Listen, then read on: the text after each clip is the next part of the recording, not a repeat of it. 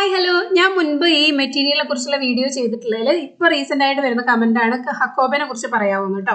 അപ്പോൾ ഹക്കോബ എന്ന് പറയുമ്പോൾ പല റേറ്റിലുണ്ട്. 500 എബോവ് ആണ് നല്ല പ്രീമിയം റേഞ്ചിൽ വരുന്ന ഹക്കോബ വരുന്നത് കേട്ടോ. ഹക്കോബ എന്ന് പറയുമ്പോൾ നല്ല സോഫ്റ്റ് ആണ്. ഈ ബ്ലാക്ക് ഒരു 250 എബോവ് ആണ്. ഈ പർപ്പിൾ കളർ വന്നത് 100, 120 ആ ഒരു റേറ്റിലുള്ളതാണ് കേട്ടോ. കാണുമ്പോൾ നമുക്ക് രണ്ടും സെയിം ആയിട്ട് തോന്നുമെങ്കിലും ഈ പർപ്പിൾ കളർ എന്ന് പറയുന്നതിന്റെ ഡിഫറൻസ് കാണിച്ചു തരാം. ഇതിൽ ഭയങ്കര ഹോള് കണ്ടോ, ഇതിന്റെ ഹോള് നല്ല വലുതാണ്. അതുപോലെ തന്നെ അതിന് കവർ ചെയ്തിട്ടുള്ള ത്രെഡ് എന്ന് പറയുന്നത് അധികം അത്ര ത്രെഡ് വരില്ല, അത്ര ഫിനിഷിങ്ങും ഉണ്ടാവില്ല. ഭയങ്കര ഹാർഡാണ്. നമ്മളത് ലൈനിങ് ഒക്കെ വെച്ച് തയ്ക്കുമ്പോൾ കറവറാന്ന് നിൽക്കും. ഇട്ട് കഴിഞ്ഞാലും അത്ര ഒരു ഒതുങ്ങി കിടക്കില്ല. ശരിക്കും ഹക്കോബ എന്ന് പറയുന്നത് ഭയങ്കര സോഫ്റ്റ് ആയിട്ടുള്ള മെറ്റീരിയൽ ആണ്.